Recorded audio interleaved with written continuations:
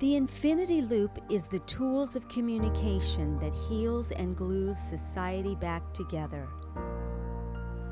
Our podcast is about disruption.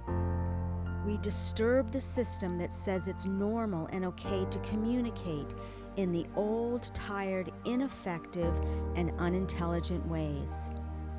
There's a cynical belief rooted in so many of us in which we've told ourselves we can't help how we think or behave because our brains are so wired to react from low-level consciousness that's habitual and automatic.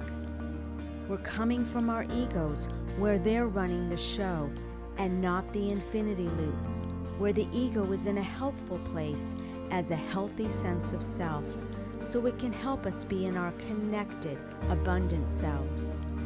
We're saying by intentionally stepping into the infinity loop, we can affect every interaction we have and change the world.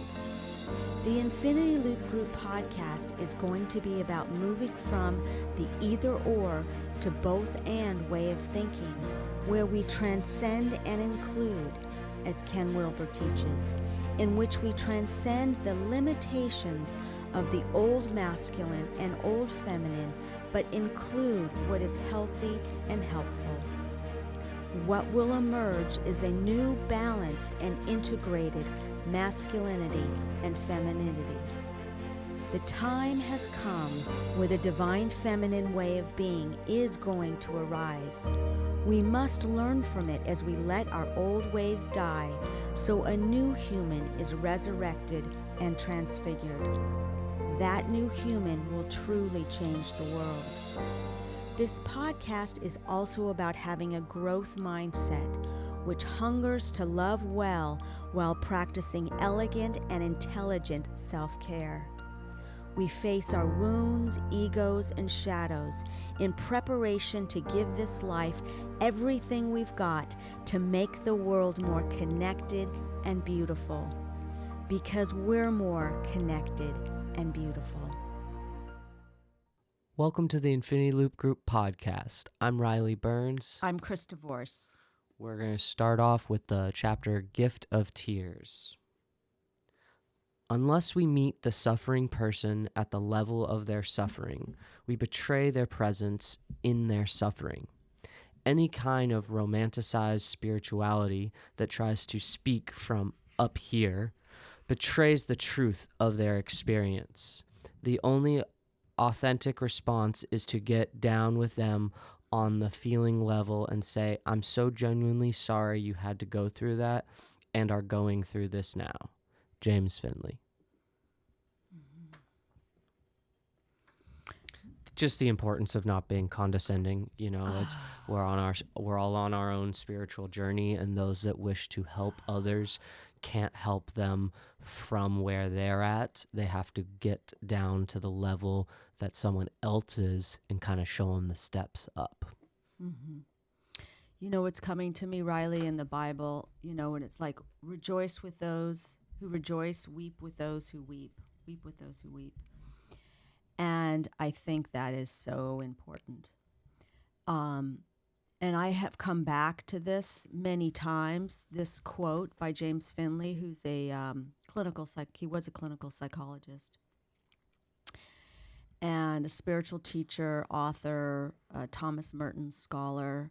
But I mean, and just helps with trauma, you know, but that ability to feel and to come and to land with another human being before, I mean, that is so important, to not start speaking psychological or philosophical or spiritual platitudes at someone, but being able to sit with them. And then you can move them into a place of questioning their suffering, right? Yeah, I mean, I definitely think that's something I have done with my desire to help others, instead of really feeling what they're feeling and being present with them. I've definitely gone, well, if you just looked at it like this, Or if you just try to approach it like this, because it's maybe a tool that I have learned, but I'm overriding their experience and not really feeling what they're feeling. I'm trying to get them to stop feeling it, which isn't really helpful for them. And I know that's something in my earlier days of trying to help others. Yeah, and I think what we're missing is the gift of being in connection with them and having the capacity to sit with the fullness of the human experience and to sit with them in their pain or their even suffering thoughts that they are bringing on themselves and feel the love of for that human being that is there. It's like it's like that 360 empathy. It's like, oh, there's that is something that's mystical. I like to say magical because you're like, how the hell did that happen?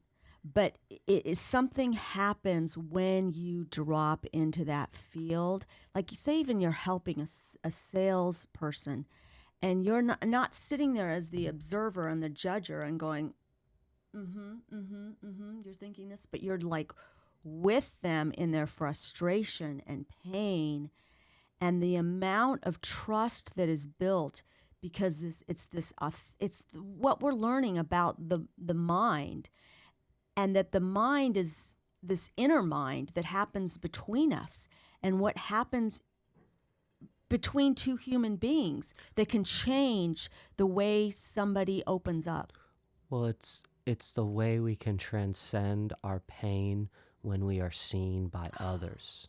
So you're using it as a salesperson, as we become present and understand someone's struggle, we are able to get the best out of them because they feel seen, they feel heard, so they are more likely to be able to rise to the occasion. And so it's the same thing with our trauma. We are able to transcend our trauma when we are seen and heard and held in the presence of another. So beautifully said. Yeah. I mean, I have ended friendships over people who do not have the capacity to do this, because it comes from this egoic fixer kind of grandiosity that you're the identified patient and they can't handle your suffering, and they've got to come with this identity of the fixer. Well, part of being seen is your pain is my pain. So you are able to relieve it and let it go because I am seeing your pain and I am being present with you. Yeah. And that's why it's such a relief. Well, that's why at the basis, I would say like that's my therapy, strength, yeah. but I would say that's at the basis where therapy comes in, is like you're able to express these problems and someone's really sitting there and listening and hearing them. But the next level is someone that truly loves you on a deeper level, or is able to show up on not just a job level and is able to allow you to help transcend your emotions. Yeah, it's beautiful. Leo was the loving and soulful long-term relationship I left for someone I hardly knew, that I refer to in self-trust and self-distrust. We tried to get back together, but we couldn't fix it. He's one of my greatest losses in this life. And yet, strangely, it was supposed to end. Through my great fall, I brought the great death to the relationship. We had outgrown the container that held it. Great love and great suffering led to great transformation. And that's true. We I can take full ownership for that relationship falling apart, but that's not accurate. We had he had checked out. We were both needing. We had a almost 15-year run, and we were aware that we were moving in different directions of what our life purpose was moving toward.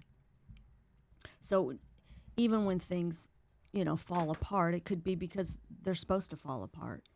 Yeah, if anything, if I were to try and simplify it, it was he was on the search for comfort and you were on the search for strength, which is a path of uncomfort.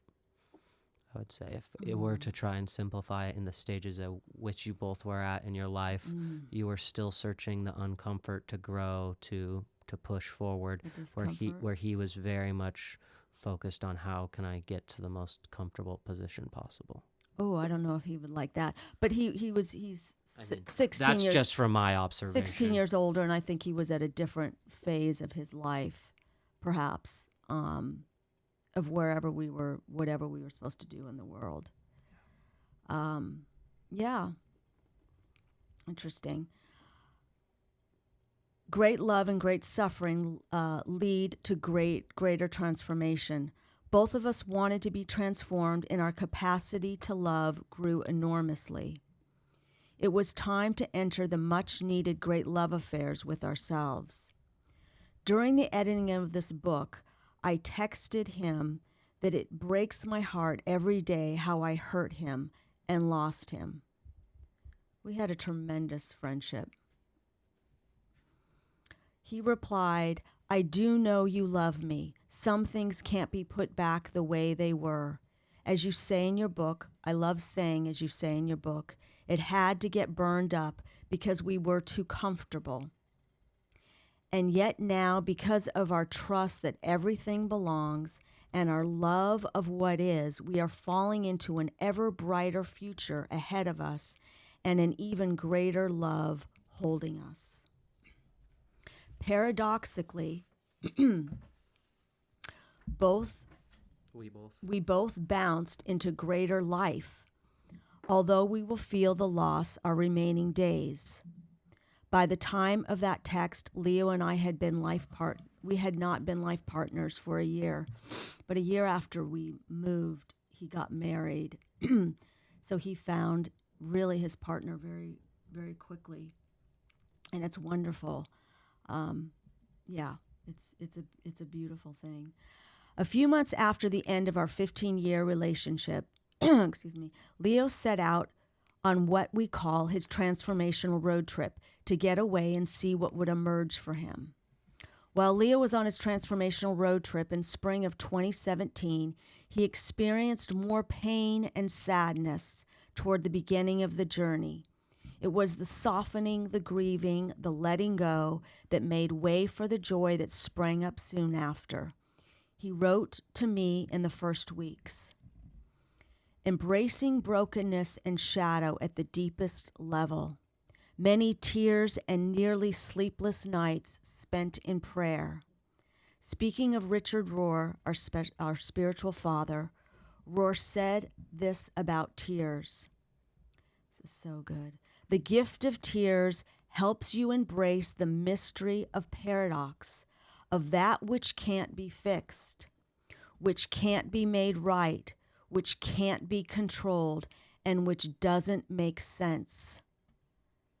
That right there, if we remember that when we cannot make sense of what is happening, when we feel, because he says suffering is every time we're not in control, every time we feel, whoa, I am really being challenged, I can't fix this, and we go to tears, that is the gift, versus sort of pathological adapting, right? Stuffing, numbing, doing whatever we want because we can't handle those feelings. But the gift of tears is there because we're allowing ourselves to let go and trust. It's letting go of the idea that we won't ever be able to control everything, and that's okay. Yeah. I think there is something about tears that isn't a defeatist, but an embracing of the pain. So it's, so many people will run from the tears, and to me, those are the people that are being beaten by their trauma versus those that are able to truly feel their pain and are able to let it, experience it in the moment. That is the human experience, to feel the buildup of emotions, the buildup of uncontrollableness, and just crying. Yeah. And there's some beauty in that, of like, that is actually what you're in control of. You are in control of how you are going to process this hardship.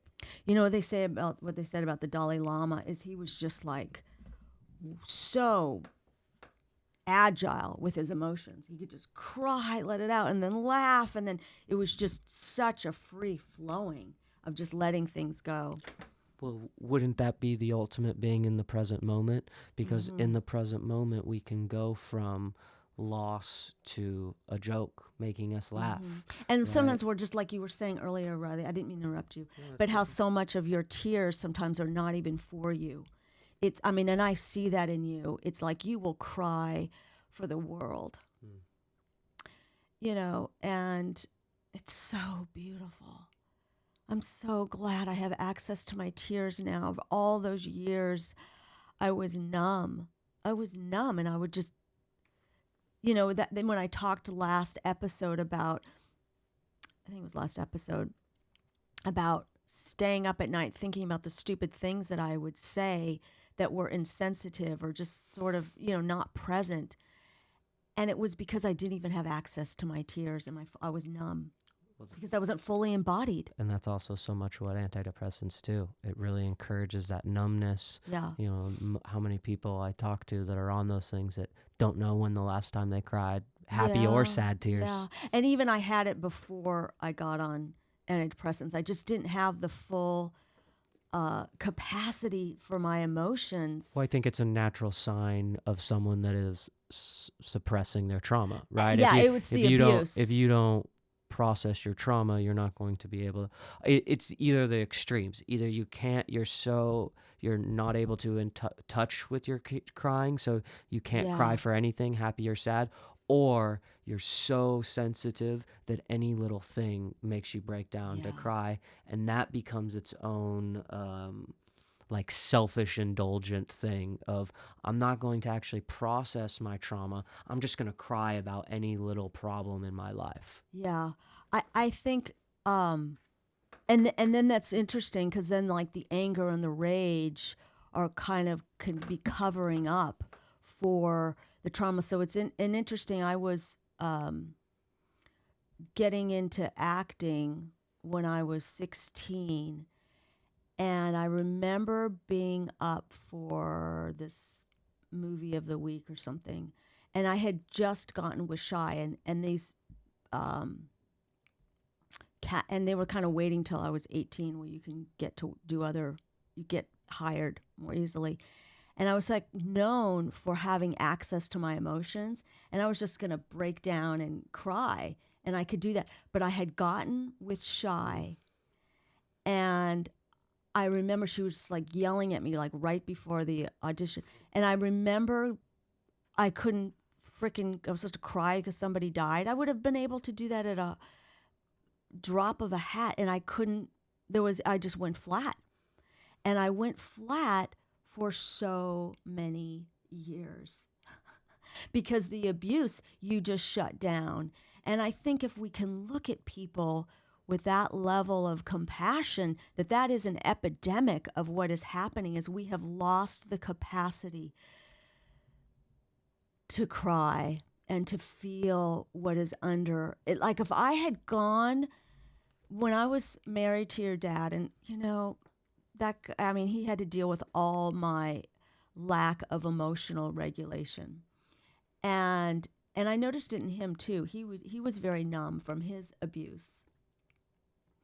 And he would go numb, and I hated that. But if I was able to cry, well, I do remember times crying, and I remember crying to him, but if I was able to go there, feeling under the pain that would come out in anger, I would have been a different person because I would have been wiring. I mean, I would have been able to move more in love.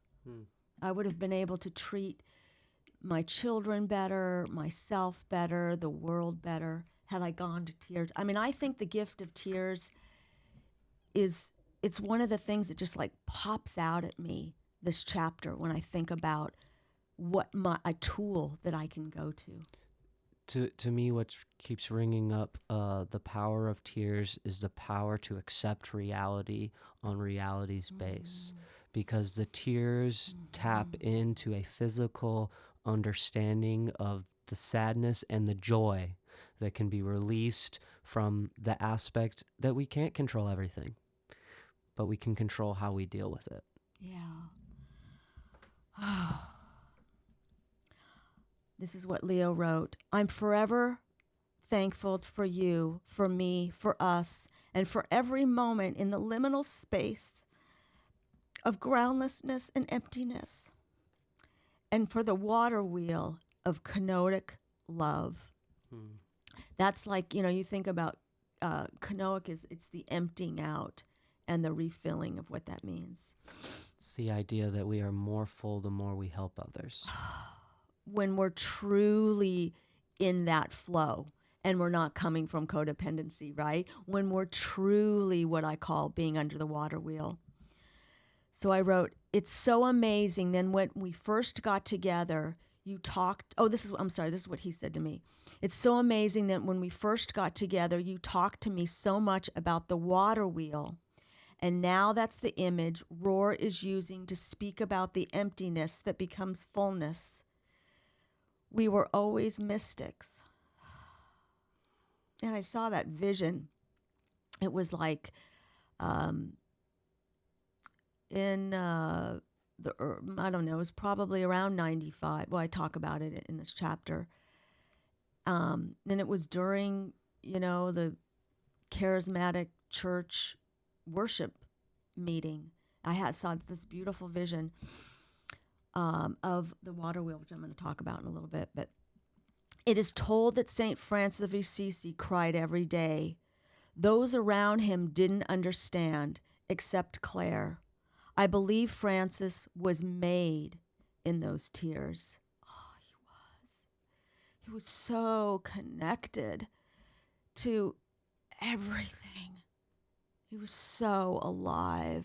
Oh, he was so surrendered. And then that's to the talk about that level of joy, right? As we wake up, some of us will cry more. I hope we're all able to cry more. When I see a client cry, I'm happy. We've hit pay dirt, and they can't control something anymore. I also believe the tears help us embrace the mystery. Sometimes what's under our anger is what wants to flow through our tears.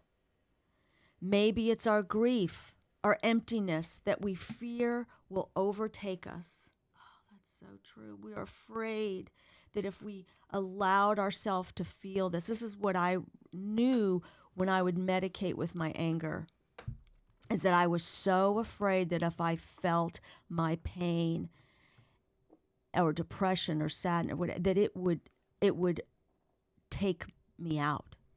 Right, we are so afraid to feel not in control, as if by acknowledging that we're not in control of everything is going to make things more out of control, instead of grounding you and understanding that you can control how you respond, how you feel, how you process it. Yes. I'm so grateful when I'm able. I'm just so grateful for it. I had a vision in 95. It wasn't about tears. It was about a water wheel. It was an image, according to my concept of the divine at the time, of pure joy and love laughing while pouring down water from an endlessly filling water can from above. I'm going to make a whole beautiful video I'm going to make a lot of videos for our channel of my visions. The sunlight breaking through the falling water created a rainbow. I was dancing under the rainbow. To this day, I refer to dancing under the water wheel as a metaphor for complete joy and trust. It's a celebration of being loved just as we are. I will dance for you under love's water wheel. You pour, and I leap.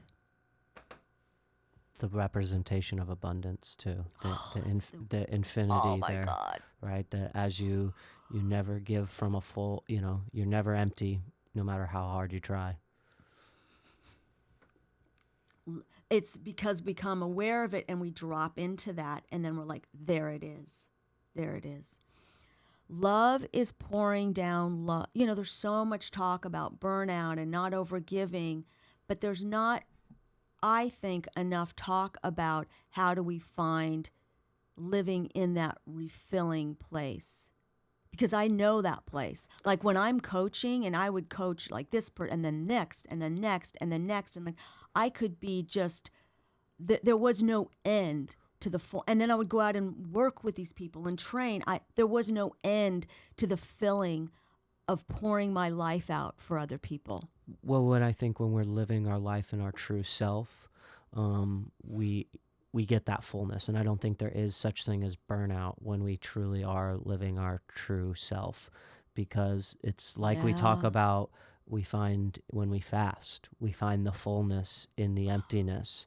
And I think that can be done as well with the spiritual practice of, as we are helping others, we find how much that helps us, and we find ourselves every time we help others. Because we're so, if you're operating from that true self, of that energy, of that life force, it's feeding you so every single second to be able to give to another person. Love is pouring down love and laughing with delight. The water and the light create a rainbow we dance under. If only we remember what joy and gratitude, lightness and strength would bounce us along. That's the principles I say. I'm a Tigger. But it's joy and gratitude, lightness and strength. You're both. It's light and you're strong, right? That bounces us along, and that's the way we can re-see everything in life. We can turn the knob when you talk about what we do have control over. We do have control over to go, I can go back. Where can I see this differently to tap into the gratitude for the gift of this life? So grateful. We're being lavished upon even when we don't see what's happening around us. Oh, that's what it is.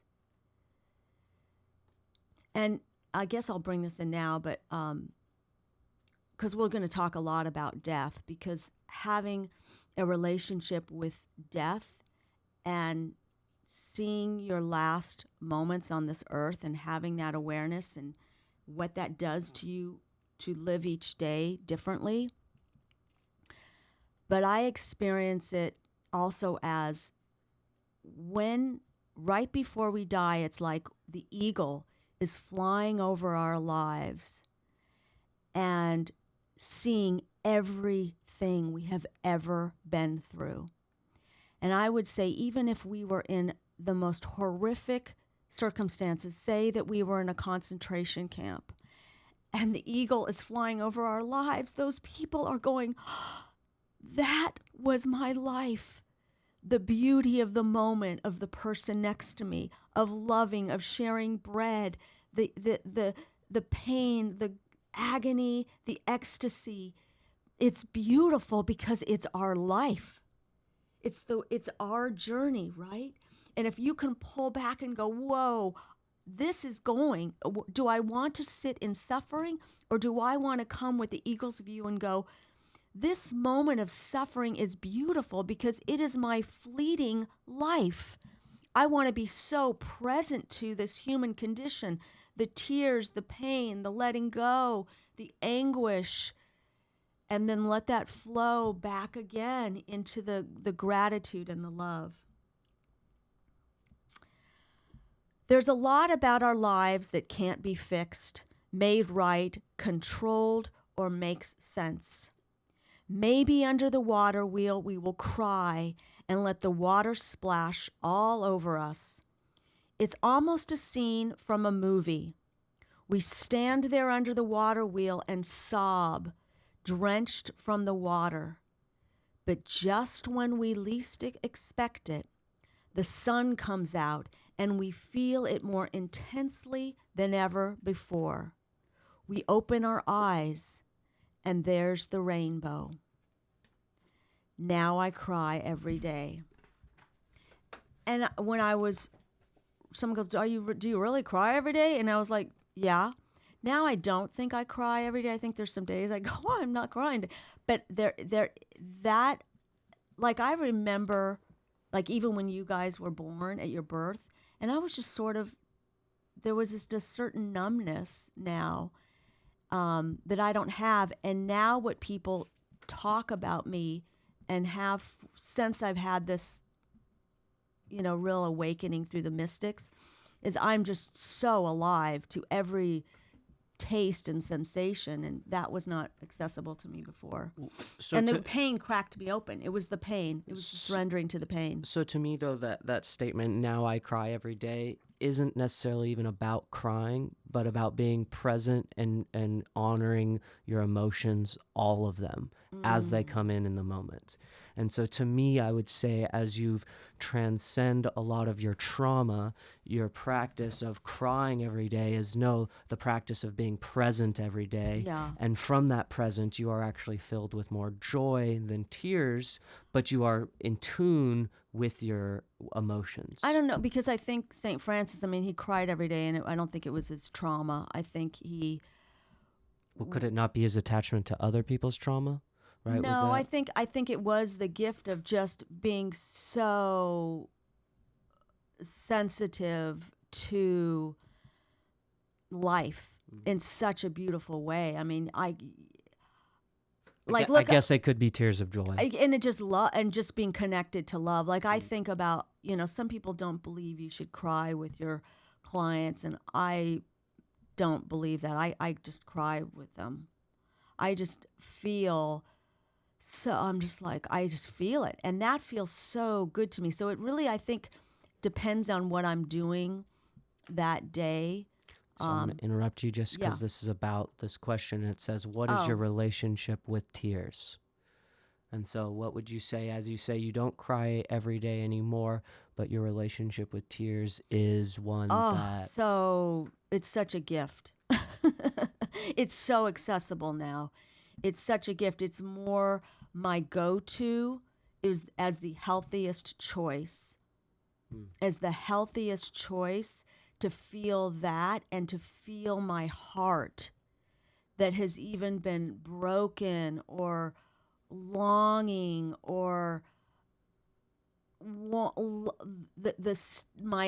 integrity, my values of love and connection, and even what's lost, and going, it's like under that is because I value loving another human being, and they can't love me back, or I go back to finding the love that lives inside of me, or In what situations do you resist the tears and it keeps you stuck in your emotions that don't soften you but armor you?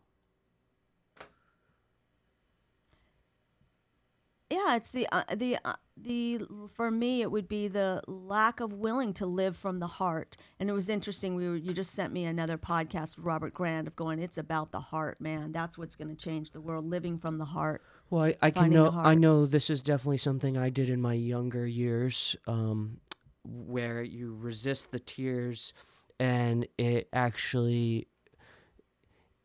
creates a wall in between you and others.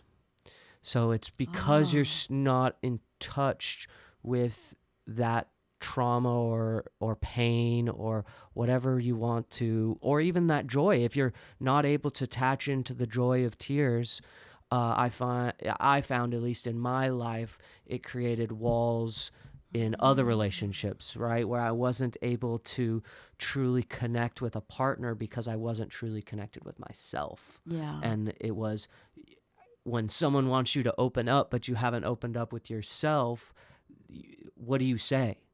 How do you can tell them a story of something bad that happened to you to try and relate or make them maybe understand, but they can't connect with you because you're not connecting with yourself. Yeah. At least that's the struggle I went through, that I am able to acknowledge in when I look back at it and realize that so much of that was attached to just my inability to cry. It's interesting because when I got out of the cult, and then I got immediately with your dad, who I had known before, but it was so much about almost staying surfacey because the spiritual life was too dangerous. Because I went so headlong into it and got in such deep shit. Because at that point, most of your spiritual life had people take advantage of you. Is that right? Yeah, because I didn't have like, the boundaries. I mean, I was like the guy who, quote unquote, led me to Christ, sexually abused me in such enormous trauma. And then when it came out to the church, I mean, so there was just so much tied to that. So it was almost like you were just saying, like not being able to be deep because I couldn't go that deep. You know, I was staying more surfacey. And these next two questions I'm going to combine because they want to know, how can you associate your tears for greater capacity of joy, or how can you experience a sense of beauty in the midst of tears? And I find that both of those become more unlocked as we process our trauma tears, right? Yeah. The joy and happy tears come out more freely, and you are able to really see the beauty of the world when you aren't holding on to that pain. One of the things I say, you know, and I don't know everybody's experience, so I'm speaking for myself, but I say whatever I'm doing is working for me, because I say I am the happiest person I know, the most grateful person I know, and the strongest person I know. And that's what I want for everybody to be able to say that about themselves. Yes. That's what I want them to find. And people go, you don't seem too strong right now. But it's like, it's because I allow that dislodging, going, whoa. Because it's really about, I'm going, like, I can see right now in my life right now, Riley, is like, it's all about becoming stronger. Well, and I would say anyone that would say, oh, you don't seem very strong right now. Says that. Yeah, well, but you know, the judgment would be that person clearly isn't seeing the big picture, because if anyone were to know the journey you'd then they would know you're the strongest person. Yeah. Because that is, as we all have our own journey, we are all the strongest person in our journey, because that's our goal. I mean, I personally believe our lives are not set up to be saved by others. We save ourselves. It's our hero's journey, and right? We all have that. So no one is a damsel in distress. I mean, I personally don't believe that. I believe that is what is so important about humanity evolving into, having this balance of the masculine and the feminine. Well, when we have that balance, we are saving ourselves, not each other. Oh, that's so great. I remember one therapist said, she goes, you have more coping skills than I have ever seen anyone ever have. And that's not necessarily a good thing. It's not necessarily a good thing. I mean, it was interesting because I really had them, and then some were so maladaptive. And now I would... Like you could overcope to the point of I could overcope, and it's really worked against me to come back to the great love affair going, wow, I really am able to settle, you know, or I'm really able to take like way too much shit from people. But it's the gift of tears is the healer of that, because it's coming back to the heart that says, you know, again, that great poem, the great love after love, the great love affair with yourself that can care and you know, be your own hero. In what ways can you experience the infilling after the letting go, the surrender to be bound into greater life and freedom, and the emptying to be bounced, and emptying of pain, and can allow our hearts to be filled with more love and mystery? To me, that's the embracing the water wheel. That's the water wheel. That's right. The water wheel Someone said to me, it was real interesting when I shared that vision. They go, "Oh, that's a very Buddhist vision," and I think it's that water wheel. So it's like the water's right. Someone pure love is just laughing, pouring down, turning this water wheel. You're drinking out of this water wheel. You're getting splashed. You're getting a rainbow. You're dancing, and it's like you are in that. That is how we are being lavished upon. And then being in that emptying of ourselves, the death and resurrection. And that's the mysteries. The more we let go of the smaller self, we find the bigger self, and that's the indestructible self that keeps filling and filling, and that's the happiness. And I do use that word happiness because Thomas Merton would say our true self in the present moment, its natural state is just happiness. Like I like bliss. Yeah, well, yeah, that's interesting because that I feel, and you know this, high levels of bliss, which actually make me cry sometimes, like a lot, like bliss states, a lot. A lot of sunsets that will bring the tears. I mean, to me, that's being the present, seeing the beauty in the world. Yeah, but just like this state will come over me, and I think it's just being, have developed the capacity to live in that present moment, true self. That's just this bliss, and yet then it's like flows into tears. So I don't, yeah.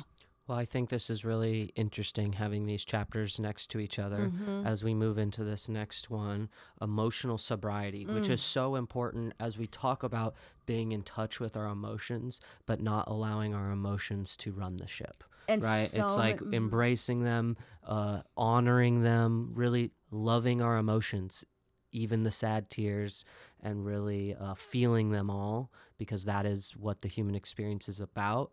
But just because we feel them doesn't mean we have to project them, doesn't mean we have to have them affect our lives in negative ways. So as I step into the emotional sobriety, witnessing what our emotions say to us and allowing them to move us where we need to go without needing to hop on stage and act out all the characters. Chris Divorce.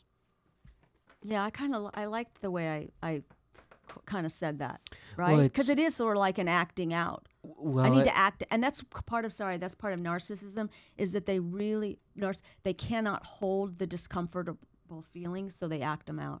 Right, it's no matter whether you're happy, angry, sad, the need for everyone else to know that you're feeling those. To me, that's what I hear when you need to act them out. You need to be on stage, right? To me, it's a really beautiful thing when maybe I like the happiness. I like everyone to know you're happy. But no, I know. But sometimes even it's inappropriate. Sometimes it's truly inappropriate. What if we're in a sad place, but you're still in your happiness? Right? I've done that. Well, so to me, years ago, the thing that came up into my mind was being at maybe a dinner party with your partner, and something bothering them that happened at the dinner table, but they don't let anyone know that it bothered them. And then it's something we are able to discuss later. Maybe I did something inappropriate, but it doesn't need to, not everyone needs to know about it right now. Yeah, everyone doesn't need to know you didn't get enough sleep. Everybody doesn't know that you're suffering. Everybody. Right. Oh my God, you're sad, you're low, you're this. And to me, that's the narcissistic need for, now you need to be important and special, or need to interact with me differently because of this, right? I need to be held with soft gloves because I didn't get enough sleep, or I didn't like that tone. So like really, like it's everything. Well, you know how I feel about tones. Well, it's the ultimate narcissist aspect that everyone has to adjust to you.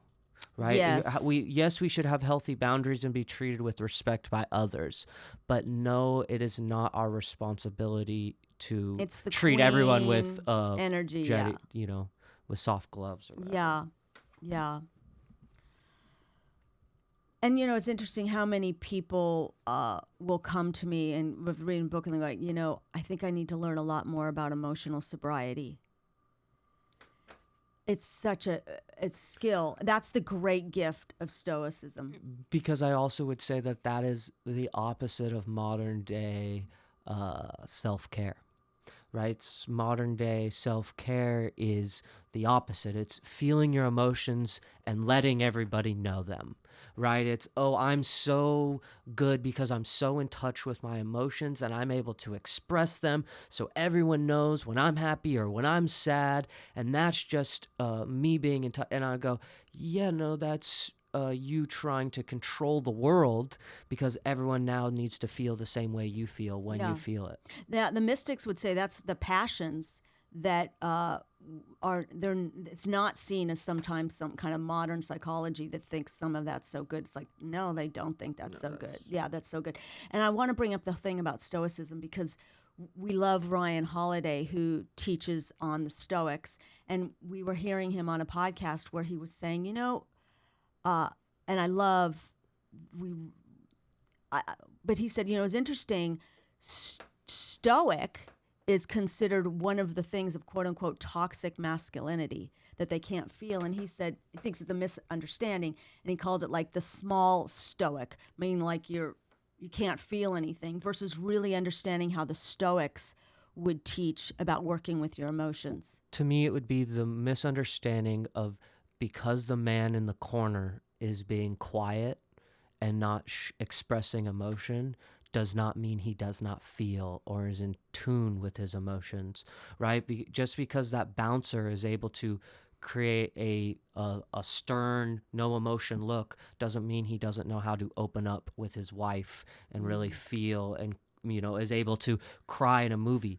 To me, it's the healthy Stoic is the ability to know the time and a place for the emotions. That's good. So let's dive in and we'll have so much to say. There comes a moment when you realize you're going to be okay. You have a true self that's indestructible. But you can only be in that place moment by moment. You will only experience that as you step into the moment. Once I leave the moment, that's when my false self tells me I'm not going to be okay. Well, it's because you're now living in the future, right? It's taking control. Yes, it's the fear mind. It's the running with the anxiety of the terrible things that could happen. Yeah, the scared little self. It comes out of scarcity, but the true self always comes out of abundance because it's in union with the infinite. Maybe this is a tangent, but I'm just thinking of different podcasts we listen to that we really respect and they're great masculinity. But again, they kind of talk about, so it's just what do you do to fix, they don't go to this level of coming back to the abundant self and then taking action from there. That's the level I feel like is not being taught enough. Emotional sobriety is the process of disidentifying with our emotions. I am not my feelings. I don't heighten my feelings or wrap myself around them or give them the power to control my actions. I don't get drunk on the drama. That's where I do see people that have really ingested a lot of New Age spirituality and that I would say would have kind of higher in narcissism, where they're all about, I need to feel my feelings, I need to process my feelings, feel it to heal it. And it's like they just don't have emotional sobriety and they just lean into believing anything that their thoughts told them to be the truth. Well, it's even in our entertainment with this reality TV, right? That is all about binging on drama, right? It's quote unquote this fake reality, but the reality is all about these emotional explosions. I've never seen any reality TV. Well, ultimately they're all either about conflict, emotional conflict. So it's either they're not getting along and we're going to break, a bunch of couples that aren't getting along, or a bunch of couples that are, a bunch of single people trying to get together, and now there's a bunch of it's a bunch of different environments to create conflict that then we indulge in, right? That's the entertainment aspect of it. They're going to continue creating situations that they know are going to create conflict. Oh, we know this person's insecure. Okay, well, how many different situations can we put them in to watch that insecurity come out? Like, that's what people find entertaining now, is this explosion of inability. And it's always the most entertaining is the person that doesn't have the ability to control their emotions. So this is really interesting, how this in the last chapter, how it would be interesting to see what we mean, how they fit together and how they don't, what that means, because it doesn't mean we just come in and cater over and over and over to adapt to people's lack of emotional sobriety. It's the both and, right? Yeah. It's again like developing children. It's like it's no different. It's you feel for their pain of however they feel unloved or whatever, and then you help them bring in the levers of emotional sobriety to question their belief system that is leading them towards some of these thoughts that are creating the suffering, and going, oh, and I have the power to connect more to love within myself and love others more, right? Yeah. And not be lost in my own pain and feelings. I step back into the conscious witness or watcher. Being the watcher gives us the chance to go to inquiry or self-inquiry and be in the learning mode. That's when you're feeling your feelings, and then you go to inner stillness, and then you go, oh, what would make you say that, instead of, how dare you say that to me? Yeah. You go, oh, what would make you think that I wouldn't know that information? Right. Or you calling me stupid for not knowing that? These are the same question, but a different result. Right. And then I'm also saying right here is like, say we're feeling a really intense emotion. And if we step back here and we watch ourselves, now we are in the watcher. And we go, wow, look at Krista feeling this. And you go, that's weird. What's this that can watch? That's why now we have disidentified. Now we have moved past the constricted awareness of, oh my God, the pain, to the expanded awareness that can even hold it, but we're watching it. Now we're this witness consciousness, and we've gone into inner stillness, right? Then we have options. We can question, wow, what's this about? Why am I feeling this? Well, we're able to make the decisions from the bigger picture. Yep. But also what you said too, Riley, did fit in to the same. If we were dealing with another person, you go to the watcher and you're able to get past that anger and irritation to make another choice, to go create learning and going, why are you saying this to me? Tell me more about this. Emotional sobriety isn't to be used to suppress strong, uncomfortable emotions. That's the misunderstanding about Stoicism. That's what they think that's what it's about. You're suppressing. It may mean they feel it, like you said, but they're not. They're able to handle it in an appropriate. Just because you feel something doesn't mean it needs to be let out at that moment. That's ultimately, yes, no, nothing should be suppressed to the point of hindering your life or putting you in a codependent situation. But there's a time and a place to feel things and process things. Yeah.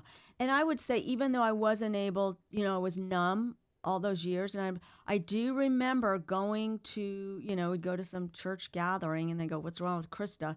It was because I wasn't, if something did really bother me, I wasn't able to, it's because I wasn't dealing with what was going on in my life. But, I wasn't able to handle it appropriately. it isn't comfortable, that can signal what isn't okay or needs to be processed.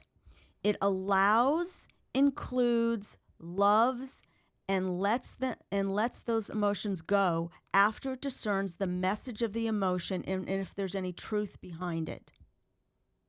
It discerns whether it's coming from our past, coming from an untrue assumption, or a too self-referential place.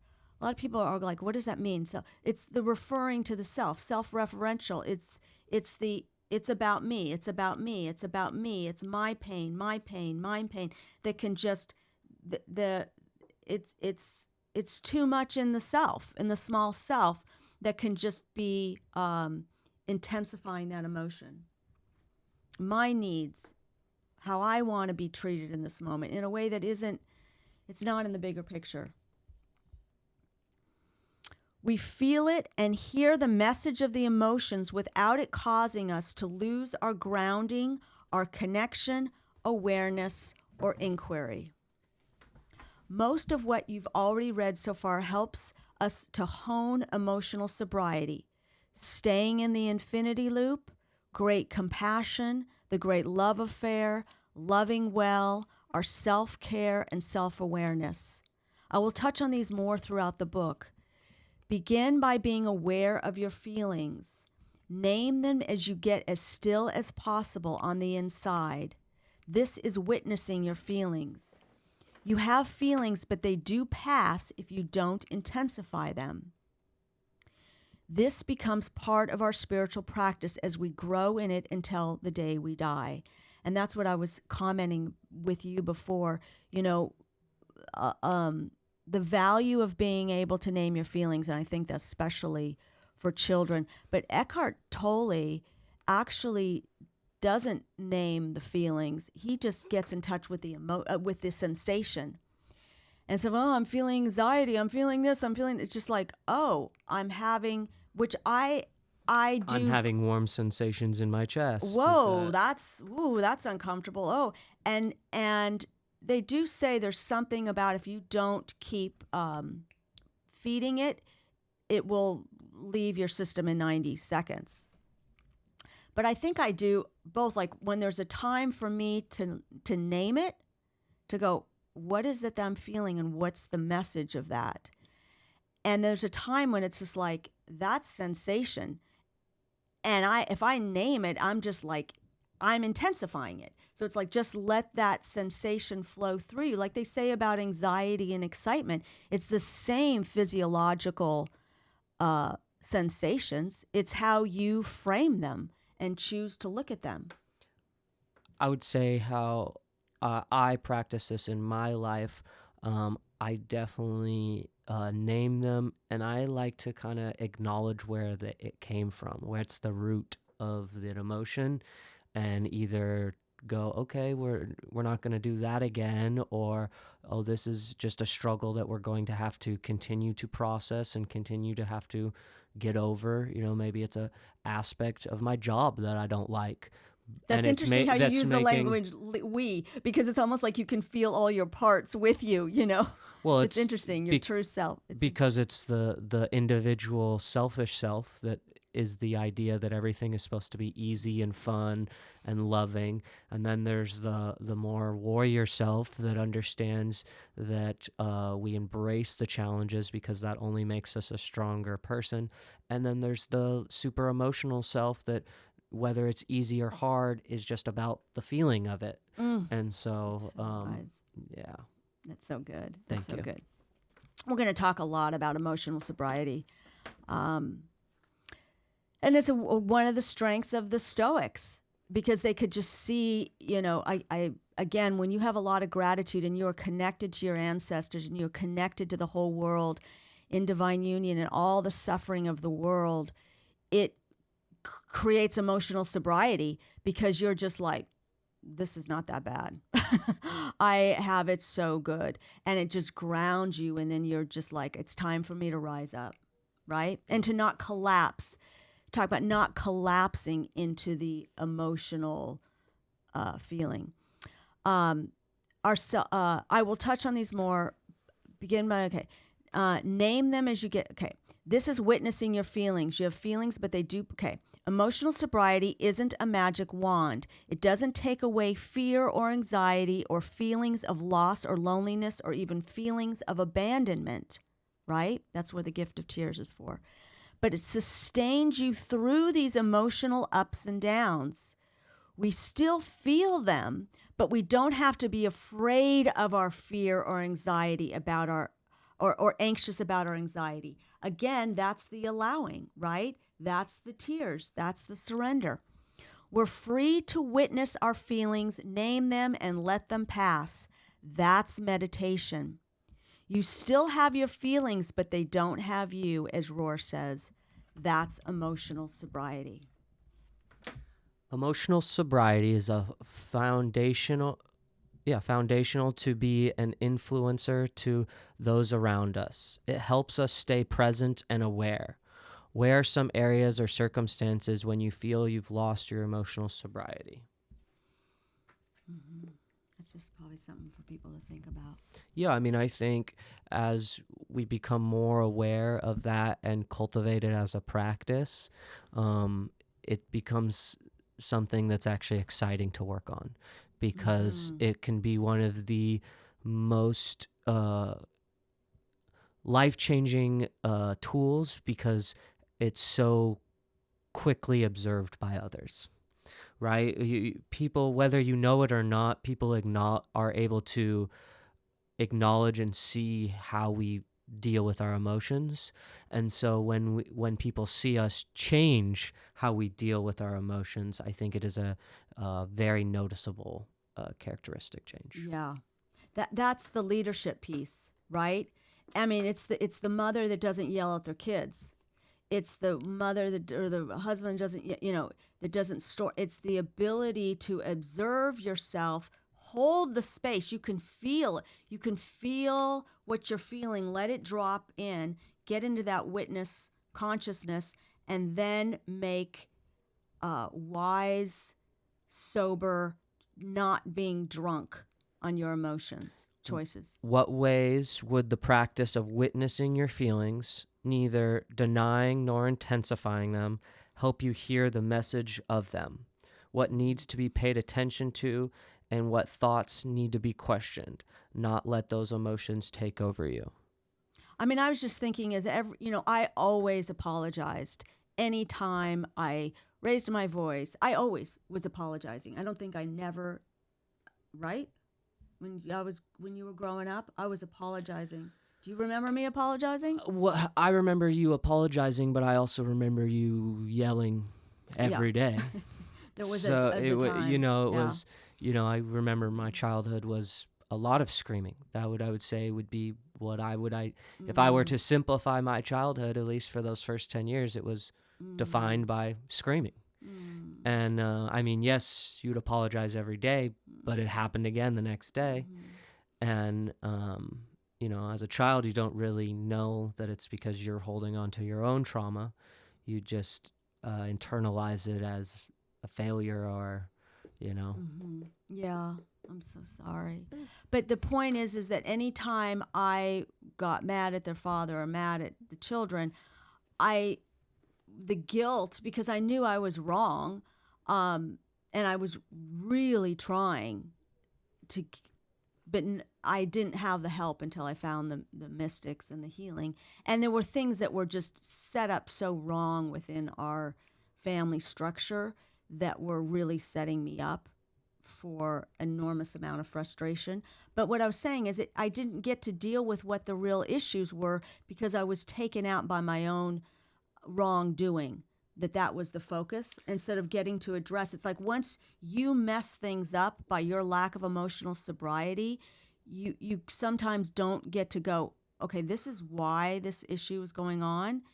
It's like when your side of the street is cleaned up, you can present more what's wrong on the other side of the street. So what's coming up for me as you share that, I think of as being a child, I think there was a lot of blocking out the message that was trying to be betrayed because it was coming in a form of yelling, right? And so as you're talking about being a parent and wanting to teach and cultivate skills in your child, realizing that the second you are yelling, they're probably tuned out and blocking it out, and the message is not really being portrayed.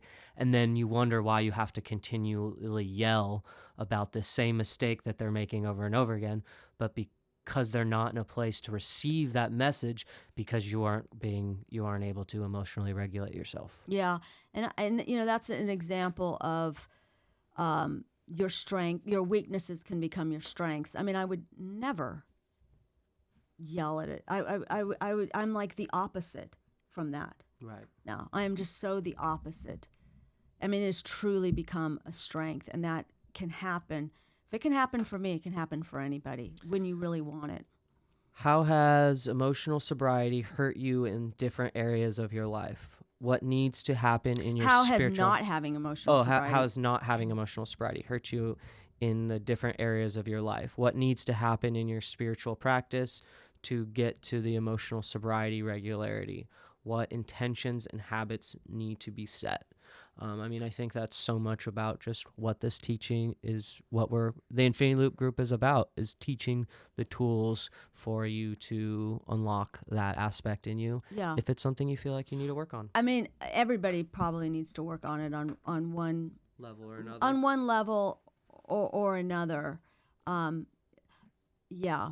I mean, I just think about all this little scriptures I had written down about anger, but it's like it didn't teach me what, again, contemplation teaches you. Because unless you realize, all the prayer, all the tears, all of the therapy didn't give me what contemplation gives you to be able to control your behavior, your emotions.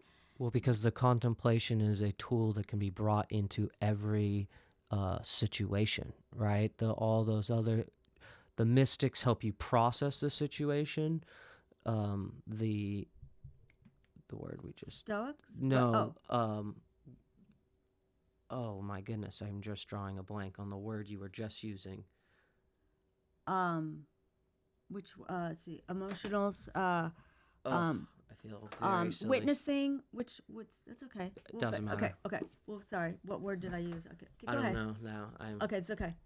Okay. Well, my point is completely erased from my mind now. Sorry. I don't even know what we were talking about. Let's see. Being able to witness it, having the tools. Oh, no, so the tool is being able to witness. So that's the okay. tool of being able to use it in the presence. So the aspect of all the spiritual practice is what you do after to process the moment. But to witness is something you can do in the moment. Yes. Which is the tool that really can affect and change the world around you. Yeah, and that's why I would say that's the interesting thing is when I say I never belonged in the evangelical church, is I belonged in with a contemplative, almost more of what some of the Catholic saints, finding my own way in spirituality would have done me so much more good in my life. And the last question is, what other principles in the previous chapters come to mind as other insights that will help you hone emotional sobriety? And what rings to me really is the loving myself questions. I think those are something that we can really lean on and go back to regularly when we want to talk about our emotional sobriety, because I think when we are triggered, we can realize that maybe we put ourselves in that situation, and it was because we weren't asking ourselves those loving ourselves questions. Yeah. Wow. Thank you so much for joining us on the Infinity Loop Group podcast. Please like, subscribe, share with others, and until next time, bye-bye.